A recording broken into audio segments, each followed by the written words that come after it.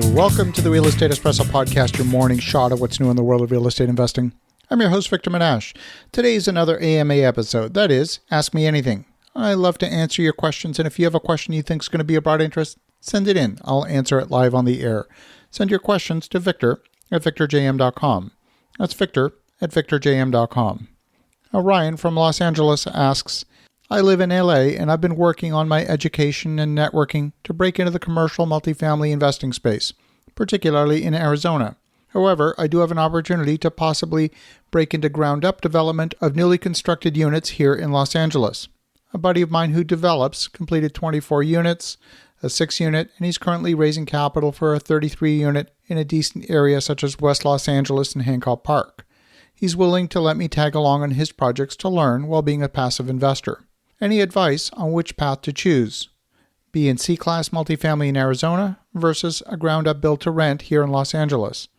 I'm leaning towards the multifamily in Arizona given the business-friendly atmosphere there, but it's hard not being in the market. Well, Ryan, this is a great question. You've presented your question as one of two choices, either new construction in Los Angeles or B or C class in Arizona. And for reasons that I'll go into in a minute, I would probably not choose either one of those two asset classes that you've presented. I'd like to encourage you to consider maybe some third or fourth alternatives. In fact, I'd suggest that before you commit to a single project, you get really clear on the type of project that's going to meet your investment criteria. In my world, an investment needs to follow the laws of supply and demand. That means I want to go into a market with a growing population, growing employment, and a shortage of supply for housing. Los Angeles lost population in 2018, in 2019, and even so far in 2020. In fact, LA ranked 4th in the nation in terms of population loss in 2018. All other things being equal, that means that prices will drop for both rentals and purchases.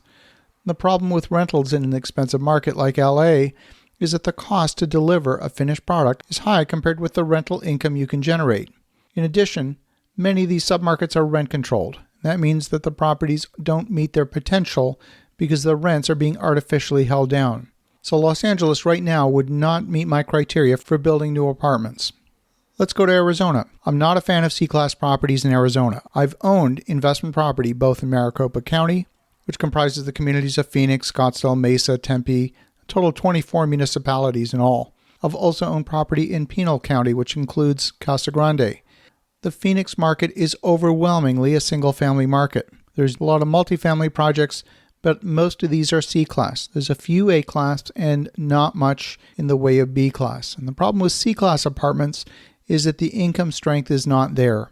If you're renting property to people who don't have stable income, then your investment is at risk every single month. If they're relying on government subsidies, you're renting to people who are broke.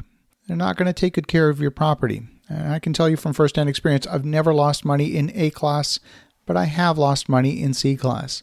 And you'll find that C-class properties tend to have more than their share of surprises and unplanned maintenance. These big-ticket expenditures can take a property from generating positive cash flow one month to negative cash flow literally from one month to the next. There's some very difficult submarkets in the Phoenix area, and the quality of property management is the single most important decision you're going to make if you're going to invest in that market. The property manager will determine the performance of your property above all else. I would start with that decision first. In terms of meeting your investment criteria, I think it's important to get clear on what constitutes a good investment for you. Now, I can't decide that for you. I can only share with you what some of my investment criteria are.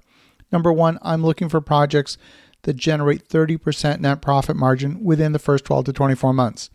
That means I'm buying at enough of a discount that I can generate that 30% profit margin after all expenses, interest carrying costs, all in. I want that really high margin. Now we're at a unique crossroads. There's a number of other criteria, including tax consequence, depreciation, a whole bunch of other things that we don't have time to go into right now. But we're at a unique crossroads in history. This is an exceptional time to start in investing. We're at the cusp of a repeat of 2008 all over again, except this time it's happening in slow motion. We know it's coming. We can prepare. The moratorium on evictions, the moratorium on foreclosures are both holding the market in a form of financial artificial hibernation. It was reported in the Wall Street Journal today that there's close to 1 million homes in the U.S. that would qualify for forbearance, but for whatever reason have failed to go into forbearance agreements and they've fallen into default. These properties are a ticking time bomb. Approximately 8% of all properties in the U.S. are in some form of financial distress. We don't know how this is going to play out, but I'm betting we're going to see financial pain in real estate in the next 9 to 12 months. I can't tell you when it's going to happen exactly or where, but I'd hate to see you jump into the market a few months too soon in what amounts to the absolute top of the market, only to have a huge number of distressed properties hit the market all at once. And when that happens, even with today's low interest rates, the laws of supply and demand dictate that we're going to see a precipitous drop in prices in some markets.